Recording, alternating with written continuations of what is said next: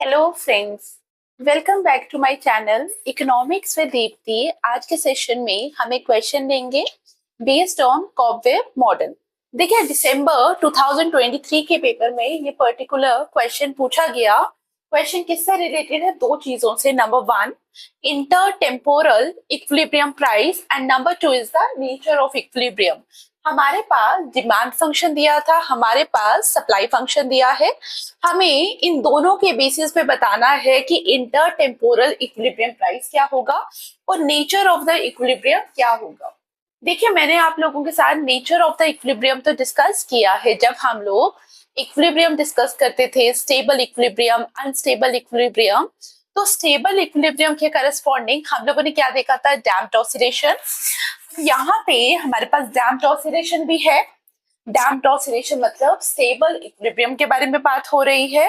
Number two, मैंने आपको बताया था जब सेम स्लोप होता है डिमांड और सप्लाई कर्व का, तो उस समय हमारे पास क्या होता है? At that time we have uniform oscillation. और नंबर थ्री, अगर हमारे पास अनस्टेबल इक्विलिब्रियम होगा एट दैट टाइम, हम लोग किसके बारे में बात करेंगे? हम लोग बात करेंगे एक्सप्लोसिव ऑसिलेशन पे। तो नेचर ऑफ द इक्विलिब्रियम से तो आप लोग समझ रहे हैं कि वो बात कर रहा है कि क्या हमारे पास स्टेबल इक्विलिब्रियम है, अनस्टेबल है, या हमारे पास यूनिफॉर्म ऑसिलेशन का केस है। तीनों केसेस के बारे में आपसे पूछा जा रहा है। Number two, inter temporal equilibrium price के बारे में पूछा जा रहा है। देखिए, इंटर टेम्पोरल इक्विलिब्रियम प्राइस के बारे में अगर हम बात करें तो आपको पता है कॉबवेब मॉडल पे हम लोग किसके बारे में बात कर रहे हैं? वी आर टॉकिंग कि जो हमारी डिमांड है वो डिपेंड करेगी करंट ईयर के प्राइस पे, टाइम पीरियड टी पे वो डिपेंड करेगी।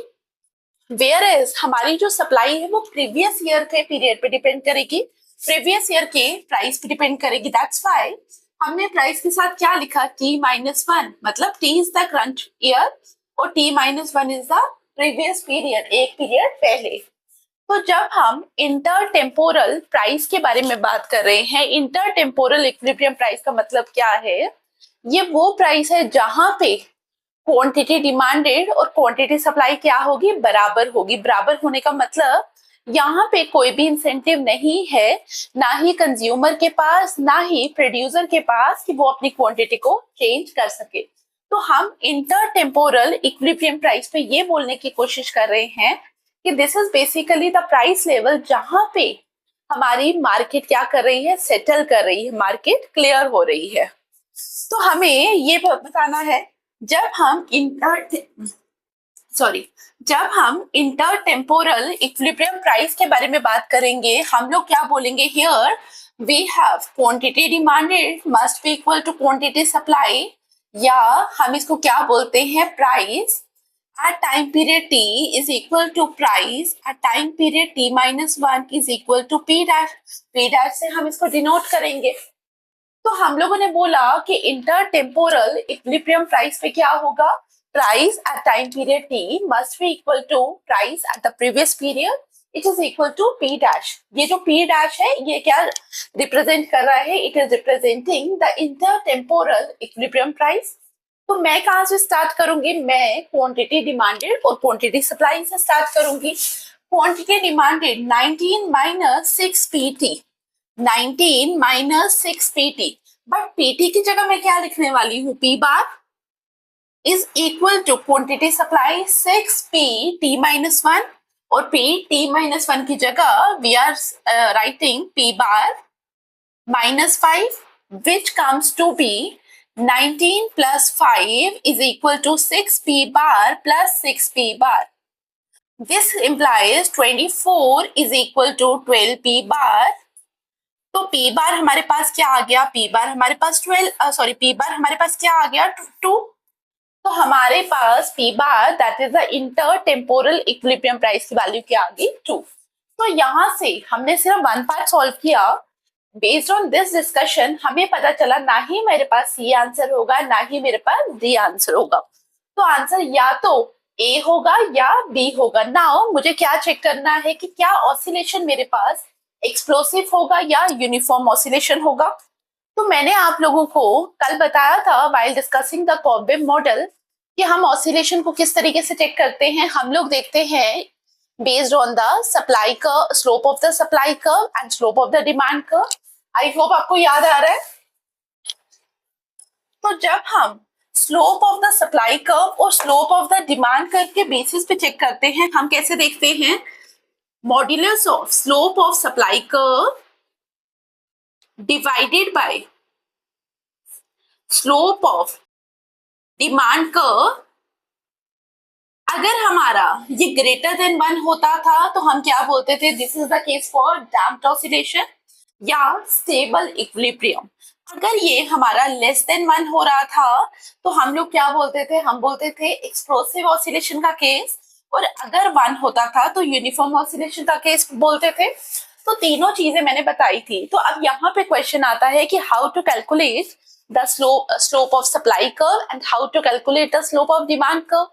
तो आप लोगों को पता है कि जब भी हम डिमांड कर्व के बारे में बात कर रहे हैं तो हमारे पास नॉर्मली कैसे कैलकुलेट किया जाता है? DP upon D Q. Normally अगर मुझे किसी भी चीज का स्लोप निकालना है तो here we have Y, here we have X. तो हम लोग क्या करते थे? D Y by D X को कैलकुलेट करते थे और हम इसको बोलते थे it is basically the slope of the curve, slope of this line. ठीक है, इस लाइन का स्लोप क्या होगा? D Y by D X. Likewise जब हम नॉर्मली डिमांड कर्व का स्लोप निकालते हैं तो हम लोग क्या करते हैं? डीपी अपॉन डी क्यू, इस तरीके से करते हैं. लेकिन यहाँ पे चाहे आप डीपी अपॉन डी क्यू निकालें या आप डी क्यू अपॉन डीपी निकालें, इस क्वेश्चन पे ज्यादा फर्क नहीं आएगा. दोनों चीजों से कर सकते हैं.